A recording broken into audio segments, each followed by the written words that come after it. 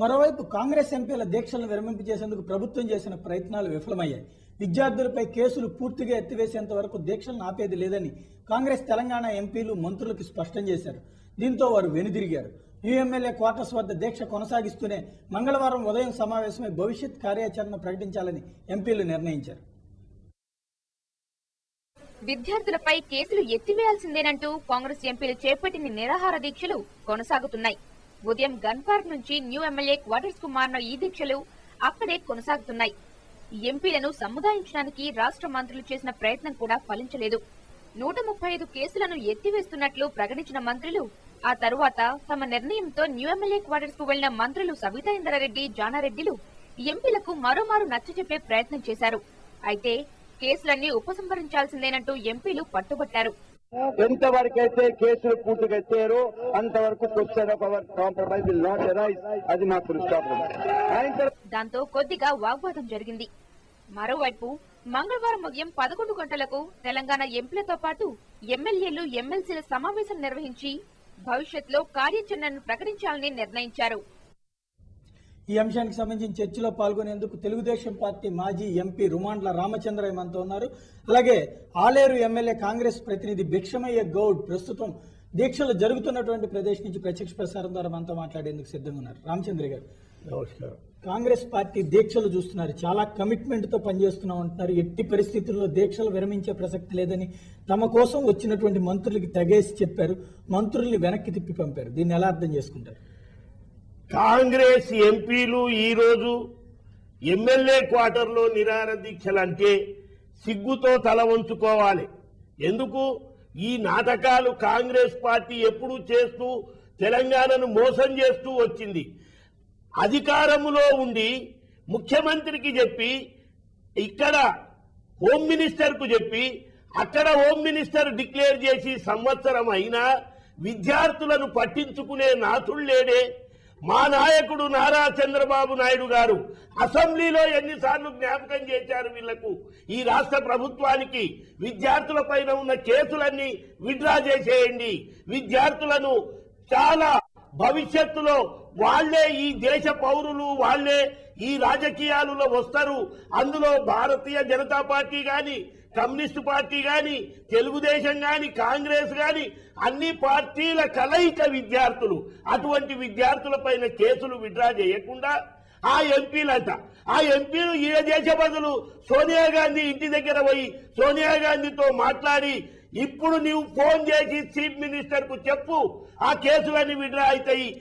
అధికార పార్టీగా ఉన్నటువంటి మేమే రోడ్డు మీదకి వచ్చి ఈ రోజున చేశామంటే ఎంతగా తెగించి తెలంగాణ ప్రజల కోసం పోరాడుతున్నాం అర్థం చేసుకోమంటున్నారు నేతలు. ఇది తెగింపు కాదు, పోరాటం కాదు, ఇది సిగ్గుతో తల వంచుకోవాలి. కాంగ్రెస్ పార్టీ అధికారములో ఉండి వాళ్ళు కలిసి మాట్లాడి పనులు చేయకుండా, విద్యార్థుల కేసులు విత్డ్రా చేయకుండా, కొట్టిపారేయకుండా ఇదంతా బూటకం, నాటకం. రైట్, మనతో మాట్లాడేందుకు ప్రస్తుతం భిక్షమయ్య ఆ ప్రదేశం నుంచి ఉన్నారు. భిక్షమయ్య గారు, ఈ రోజున కాంగ్రెస్ నాటకం ఆడుతోంది అంటోంది తెలుగుదేశం. కనీసం వారికి మాట్లాడడానికి నైతిక విలువలు లేవండి తెలుగుదేశం పార్టీ వాళ్ళకు. చంద్రబాబు నాయుడు గారు కనీసం అసలు వేదాలు మరి దయ్యాలు వేదాలు వెళ్ళినట్టుగా ఉన్నాయి. అసలు అసెంబ్లీలో తెలంగాణ మీకు చేయండి, అసెంబ్లీలో నేను మద్దతు తెలుపుతానని చెప్పి 7వ తారీఖు ప్రకటన చేసి 9వ తారీఖు నాడు వెనుక గుంజుకొని వెనుకడిగేసి ఈ తెలంగాణకు వెన్నుపోటు పొడిచింది చంద్రబాబు నాయుడు కాదా అని నేను అడుగుతా ఉన్నాను. అది కాకుండా బీజేపీ ఉన్నప్పుడు, బీజేపీ కేంద్రంలో ఉన్నప్పుడు మరి చిన్న రాష్ట్రాలను చేసింది. కేవలం వాళ్ళు కూడా చెప్పారు, బీజేపీ వాళ్ళు, కేవలం చంద్రబాబు నాయుడు అడ్డం వల్లనే, చంద్రబాబు నాయుడు దీనికి అడ్డం పడడం వల్లనే తెలంగాణ రాష్ట్రం రాలేదని చెప్పి చెప్పడం జరిగింది. కానీ ఇప్పటికి కూడా కాంగ్రెస్ పార్టీ ఏదైనా ఆ రోజు నుండి ఈ రోజు వరకు పేద ప్రజలకు గాని, ప్రాంతాల వారిగా ఏదైనా చేయాలంటే కాంగ్రెస్ పార్టీ చేస్తుంది కానీ ఏ పార్టీ కాదు. ఈ రోజు కూడా కేంద్రం నిజంగా కూడా కాంగ్రెస్ చిత్తశుద్ధి ఉంది. ఈ రోజు మా ఎంపీలందరూ కూడా తెలంగాణ ప్రాంతంలో ఉన్నటువంటి విద్యార్థులు చాలా రకాలుగా కేసులు పెట్టారు. రామచంద్రయ్య గారు ఒకటి అడుగుతున్నారు, కాంగ్రెస్ పార్టీ ఇచ్చేది తెచ్చేది పార్టీనే అయ్యుండి చివరికి మీ ప్రభుత్వం మీదనే మీరు పోరాడాల్సినటువంటి పరిస్థితి వచ్చిందంటే ఇదంతా కపట నాటకం అన్నటువంటి వాదనలు ఏమనెత్తుతున్నారు. మా ప్రభుత్వం నుండి కాదండి, మా ప్రభుత్వం నుండి పోరాటం కాదు, మా ప్రాంతం నుండి ఖచ్చితంగా ఏదైతే విద్యార్థులకు జరిగిన అన్యాయం ఏదైతే ఉందో వాళ్ళు ఏమంటారంటే లీగల్ గా మేము పోతామంటే లీగల్ కాదు, మా ప్రాంతం ముఖ్యం, మా తెలంగాణ రాష్ట్రం ముఖ్యం.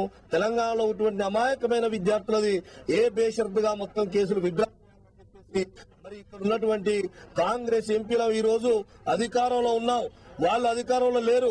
అయినా కానీ ఈ రోజు ప్రభుత్వానికి భయపడకుండా, అధికారానికి భయపడకుండా ఈ రోజు తెలంగాణ ప్రాంతం ముఖ్యం, తెలంగాణ విద్యార్థులు ముఖ్యం. ఎవరైతే విద్యార్థులు త్యాగాలు చేశారో అటువంటి వారిని, ఎవరైతే జైళ్లలో ఉన్నారో వారి మీద బేషరతుగా మరి ఎక్కడ కేసులు ఎత్తివేయాలని చెప్పేసి మేము కోరడం జరిగింది. ఇప్పుడు కూడా రాష్ట్ర ప్రభుత్వం నుండి మరి సోనియా ఇంటి ముందు దీక్ష చేయాల్సినటువంటి మీరు ఎక్కడో ఎమ్మెల్యే క్వార్టర్స్ లో కూర్చుని దీక్షలు చేస్తే సాధించేది ఏంటి అన్నటువంటి ప్రశ్న లేవనెత్తుతోంది తెలుగుదేశం. అవునండి, ఇక్కడ మేము ప్రజాస్వామ్యంలో మేము కూడా ప్రభుత్వం నుండి ఇంత ధైర్యంగా ఇక్కడ ప్రభుత్వమే కదిలి వస్తుంది. ఈ రోజు మంత్రులు కూడా నలుగురు వచ్చి ఇప్పుడు చెప్పారు కేసులు ఎత్తేస్తామంటే లేదు లేదు, ఎంపీలు కూడా ఒప్పుకోలేదు. ఎమ్మెల్యేలను కూడా రేపు అందరం కూడా ఒక చోట కూడి అందరం, ఎందుకంటే ఇతర ప్రాంతాల్లో ఉన్న వాళ్ళందరికీ కూడా ఫోన్ చేశాం, రేపు వస్తున్నారు. అవసరం అనుకుంటే గ్రామ స్థాయి నుండి అయినా మండల స్థాయి మొత్తం కార్యకర్తలు ఏకమవుతాం. అన్ని విధంగా డీసీసీ ప్రెసిడెంట్లు ప్రతి ఒక్కరం కూడా తెలంగాణ ప్రాంతంలో తెలంగాణ జిల్లాలో నాయకులు ఒకటైతాం. అవసరం అనుకుంటే కేసులు ఎత్తేసినాక మేము ఊరుకోం, కేసులు ఎత్తేసేదాకా మేము ఎట్టి పరిస్థితిలో ఎదురుగమని చెప్పడం జరిగింది. వాళ్ళు కూడా రేపు పొద్దున మళ్ళొకసారి విచారించి మరి ఏదో కమిట్మెంట్ తో వస్తామని చెప్పి వెళ్ళడం జరిగింది. అయినా కానీ మేము మాత్రం ఎట్టి పరిస్థితుల్లో కేసులు ఎత్తేసేంత వరకు ఇక్కడ నుండి దీక్ష విరమింపజేసేలేదని చెప్పారు. మేము కూడా వాళ్ళ దీక్షకు మద్దతుగా మరి ఇక్కడే ఉన్నాం. రేపు ఎమ్మెల్యేలను కూడా ఒక చోట కూడి మరి వాళ్ళందరం కూడా ఒక నిర్ణయం తీసుకొని అవసరం అనుకుంటే అందరం కూడా ఎక్కడ ఏ విధమైన ఇబ్బంది లేకుండా మరి రాష్ట్రాన్ని, తెలంగాణ రాష్ట్రాన్ని ఏర్పాటు చేసేదాకా మేము ఊరుకునేది లేదు. రైట్, ఒక్క నిమిషం లక్ష్మయ్య గారు, రామచంద్రయ్య గారు మాట్లాడతారు. రామచంద్రయ్య గారు. అయ్యా ఎంపీ, నీవు ఏం మాట్లాడుతున్నావో నీకు అర్థమవుతుందా? ఇప్పుడు ఉన్నది విద్యార్థుల కేసులు ఎత్తివేయడం. ఆ కేసులు ఎత్తివేయడానికి తెలుగుదేశం పార్టీ, మా నాయకుడు నారా చంద్రబాబు నాయుడు గారు అటు అసెంబ్లీలో గాని ఇటు బయట గాని ఈ ప్రభుత్వానికి బుద్ధి వచ్చేటట్లు ఎన్నోసార్లు మాటల రూపంలో చెప్పడం జరిగింది. అయినా కేసులు ఎత్తివేయకుండా నాటకాలు ఆడుతూ ఈ పార్టీ అధికారంలో ఉంటే మీరు చెప్తే వినాలే గాని మీరు సత్యాగ్రహం చేయడం, మీరు ఎమ్మెల్యే క్వార్టర్ లో సోనియా గాంధీ ఇంటి ముంగల కూర్చొని సత్యాగ్రహం చేయండి, అప్పుడు మీరు చేసిన దానికి అర్థం ఉంటుంది. రకరకాల ఇబ్బందులు పెట్టి జైళ్లలో పెట్టి మళ్ళా మొన్న నక్క వినయంతో మొన్న కూడా మరి దీక్ష ఏర్పాటు చేస్తే కనీసం ప్రజలు ఎవరైనా విశ్వసించారా? ఒక్కరు కూడా విశ్వసించలేదు. 5 రోజులు ఏదో దీక్ష చేస్తా అని చెప్పి ఇక్కడ ఎమ్మెల్యే కోటలో కూర్చుంటే ఒక్క రైతు కూడా కనీసం చంద్రబాబు నాయుడును మరి కనీసం నిజంగా నమ్మలేదు. ఎందుకంటే చంద్రబాబు నాయుడు ఏ విషయంలో కూడా నమ్మక ద్రోహి. ఎందుకంటే వాళ్ళ మామనే వెన్నుపోటు పొడిచి రాష్ట్రాన్ని మరి రాక్షస రాజ్యంగా చేసిన వాడు. రైతులను పట్టించుకోకుండా, కూలీలను పట్టించుకోకుండా ఎన్నో ఆత్మహత్యలకు పాల్పడి ఎన్నో రకాలుగా ఇబ్బందులు పెట్టినవాడు. తెలంగాణ అంశంలో అయితే మీకంటే కూడా చంద్రబాబుకి చిత్తశుద్ధి ఎక్కువ ఉందన్నటువంటి వాదన చేస్తున్నారు లక్ష్మయ్య గారు. కనీసం తెలంగాణ ప్రకటన చేసేటప్పుడు కూడా మేము అసెంబ్లీలో మీరు చేయండి, మేము బిల్లు పెడతామని చెప్పి వెనుకకు తప్పించుకున్న నాయకుల గురించి అసలు మాట్లాడడానికన్నా ఉందా అని చెప్పి చెప్తా ఉన్నాను మీకు. పిచ్చమయ్య గారు, మీరు విద్యార్థుల మాటలు మాట్లాడమంటే చంద్రబాబు నాయుడు వ్యక్తిగత విషయాలు, తెలుగుదేశం పార్టీ ఆశయాలు, సిద్ధాంతాలు తెలియకుండా ఈ పార్టీని కాపాడాలని అహోరాత్రులు కష్టపడి చంద్రబాబు నాయుడు గారు ఉంటే నీవు ఏవేవో మాటలు అవాకులు జవాకులు కలుపుతున్నావు. నీ మాటలు మాట్లాడే పద్ధతి ఎంత? పార్లమెంట్ ఏం మాట్లాడతావు? నీకేమైనా ఉందే? చంద్రబాబు నాయుడిని విమర్శించే స్థాయి ఖచ్చితంగా నీవు విద్యార్థుల కేసులు ఈ పార్టీ ఉండి మీరు పనిచేయకుండా ఎక్కడెక్కడో దేశమంతా తెలుగుదేశం 5 రోజులు నిరాహార దీక్ష కూర్చున్నందుకు చంద్రబాబు నాయుడుకు తెలుగుదేశం పార్టీకి రైతుల్లో అపూర్వమైన ఆదరణ వచ్చిందనే ఈర్ష్యతో, అసూయతో, కక్షతో సబ్జెక్టు డైవర్ట్ చేయడానికి ఈ నిరాహార దీక్ష నాటకాలు ఆడుకుంటా ఏదో మాట్లాడుతున్నావు. నీవు పసినీకలైనోడికి అంతా పచ్చగా ఆలోచనతో చూడు. రైతులు ఏమైపోయారు, రైతుల యొక్క సమస్యలు ఏమైనాయి, ఆత్మహత్యలు చేసుకుంటున్నారు, చనిపోతున్నారు, హత్యలు. భిక్షమయ్య గారు, భిక్షమయ్య గారు ఇక్కడ ఒక్క నిమిషం. భిక్షమయ్య గారు ఇక్కడ ఒక ప్రధానమైనటువంటి అంశాన్ని ప్రస్తావిస్తున్నారు.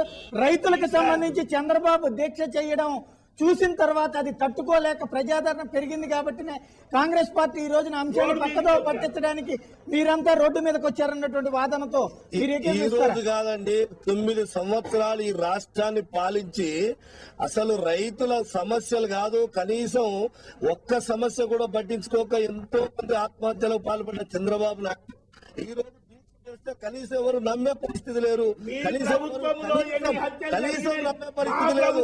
ఎవరైనా ఆయన చెప్పి ప్రతి ఉన్నటువంటి రైతులు నవ్వుతున్నారు, ముక్కుల వేలేసుకుంటున్నారు. ఎందుకంటే చంద్రబాబు నాయుడు దీక్ష చేయడం వల్ల రైతుల గురించి, కనీసం రైతుల గురించి ఎవరైనా పట్టించుకోవాలండి.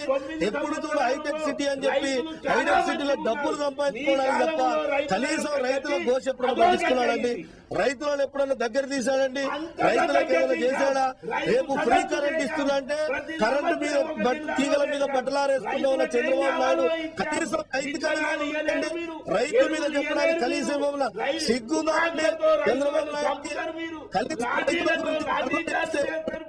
మీ రాబోయే రైతులకు దయచేసి ఒకటి పెట్టుకున్నావు, అది ఇది అది 9 సంవత్సరాలు ఎంతమంది హత్యలు చేస్తున్నారండి? కనీసం చెప్పేటప్పుడు ఉండాలండి. రైతుల గురించి ఏదైనా ఆలోచన చేశాడా? ఏదైనా చేశాడా? కనీసం మొన్న రైతుల కొట్టగొట్టారు, రైతులకు అన్యాయం చేశారు, వాగ్దానాలు విస్మరించారు. ఫ్రీ కరెంట్ ఇవ్వలేదా? లేకుంటే చంద్రబాబు నాయుడు బట్టలారేసుకుంటామని చెప్పి ఇప్పుడు బట్టలారేసుకుంటాను అంటున్నాడా? ఏమని చెప్పాడు? కనీసం మీరు చెప్పండి. చంద్రబాబు నాయుడు రైతులకు ఏం చేశాడో చెప్పండి. రైతులకు ఏమైనా ఇన్పుట్ సబ్సిడీ ఇచ్చాడా? ఏది ఇచ్చాడు? అదో చెప్పాలైతే రైతులకు నానా ఇబ్బందులు పడితే చేశాడా? మీరు చెప్పండి. రైతులకు ఏదైనా ఒక్క పని, ఈ ఒక్క చిన్న పని ఏదైనా రైతులకు చేశాడని చెప్పండి, నేను ఒప్పుకుంటాను. కనీసం రైతులకు పట్టించుకున్నాడా? నేను ఒకటే ఇప్పుడు విద్యార్థుల కేసులు కొట్టేయమని central home minister 1 year back చెప్తే ఇంతవరకు కొట్టేసేయలేదే. ఏమో చెప్తావు మహానుభావ. రైట్. భిక్షమయ్య గారు, ఏడాది క్రితం హామీల గురించి ఇప్పుడు ప్రస్తావన వస్తుంది ప్రధానంగా. ఏమండి, ఏడాది క్రితం హోంమంత్రి స్వయంగా కేంద్ర ప్రభుత్వం, కాంగ్రెస్ లీడ్ చేస్తున్నటువంటి కేంద్ర ప్రభుత్వం ఇచ్చినటువంటి హామీల కోసం ఈ రోజున అదే కాంగ్రెస్ నేతలు నిరాహార దీక్ష చేయాల్సి వచ్చిందంటే ఇంక మీ మాటలు ఎవరు నమ్ముతారన్నటువంటి ప్రశ్న. అంటే చిదంబరం గారు కేసులను వెత్తివేయమని చెప్పి పూర్తిగా పరిశీలించి ఎత్తేయమని అన్నారు. దాన్ని కూడా ప్రభుత్వము ఒక్కొక్కటి పరిశీలించి ఎత్తివేస్తా అని అంటే మేమేమనుకున్నామంటే 31st ఏదైతే శ్రీకృష్ణ కమిటీ వేశారో శ్రీకృష్ణ కమిటీ లోపు తెలంగాణ ఎట్టి పరిస్థితిలో వస్తుంది కాబట్టి ఆ లోపు మరి ఎటువంటి కేసులు లేకుండా ఎత్తేస్తామని చెప్పి భావించాం. కానీ ఈ రోజు 31వ తారీఖు రావస్తుంది. తర్వాత కేంద్ర బలగాలు కూడా కొంత వస్తున్నాయని అపోహతోని ఈ కేసులన్నీ ఎత్తివేయాలి ఖచ్చితంగా అని చెప్పేసి మేము మొన్న ఇక్కడ అసెంబ్లీలో కూడా చిత్తశుద్ధితో ఎవరో చేస్తే రాలేదు. మేమందరం అధికారంలో ఉండి అధికార పక్షంలో ఉన్న మొన్న మరి మా ముఖ్యమంత్రి గారిని కిరణ్ కుమార్ రెడ్డి గారిని కూడా గట్టిగా అడిగి తెలంగాణ ప్రాంతంలో కేసులు ఒక విషయం చెప్పండి. కాంగ్రెస్ పార్టీ ఇక్కడ కానీ అక్కడ కానీ 2 చోట్ల అధికారంలో ఉంది. మీ ముఖ్యమంత్రి కిరణ్ కుమార్ రెడ్డి, తెలంగాణ ప్రాంతానికి చెందినటువంటి వ్యక్తి హోంమంత్రి సబితా ఇంద్రారెడ్డి, హామీ ఇచ్చినటువంటి వ్యక్తి కూడా కేంద్ర హోంమంత్రి చిదంబరం, కాంగ్రెస్ పార్టీ. అందరూ కాంగ్రెస్ వాళ్ళే అయి ఉండి ఇది నాటకం కాదంటారా? అవునండి. ఇప్పుడు అందు గురించే కొన్ని కేసులు అంశాల వారిగా పరిశీలిస్తామంటే అంతవరకు అంశాల వారి కాదు, మేము ఖచ్చితంగా బేషరతుగా ఎత్తివేయాలి. ఇంతకుముందు కూడా కొన్ని కేసులు ఎత్తివేశారు కాబట్టి అదే విధంగా ఏ కేసు లేకుండా బేషరతుగా ఒక్క కేసు లేకుండా అన్ని మరి ఎత్తివేయాలని అంటే మొన్న 25వ తారీఖు మేము ఢిల్లీకి పోయినప్పుడు కూడా ప్లీనరీ సమావేశాలప్పుడు కూడా మేము మరి అందరం ఎంపీలు గాని అదే విధంగా ఎమ్మెల్యేలు గాని ప్రతి ఒక్కరం మరి అక్కడ ముఖ్యమంత్రి గారిని అడగడం జరిగింది. తర్వాత 20 ఏమండి ఒక్క సమీక్ష కోసం ఏడాది పడుతుందా? విద్యార్థుల మీద కేసులు ఎత్తివేయాలన్న సమీక్షకి ఏడాది అవసరం అంటారా? అంటే వాస్తవంగా కొన్ని పరిశీలనలు ఉన్నాయి, పరిశీలన చేసిన తర్వాత ఎత్తేస్తామని చెప్పారు. చట్ట ప్రకారం ఎత్తేస్తామని చెప్పారంటే మేము చట్ట ప్రకారం ఎత్తేయడానికి కొన్ని రోజులైనా పడుతుంది. చట్ట ప్రకారం అవసరం లేదు, బేషరతుగా ఎత్తేయాలి, చట్ట ప్రకారం అని కాదని చెప్పి చెప్పడం జరిగింది.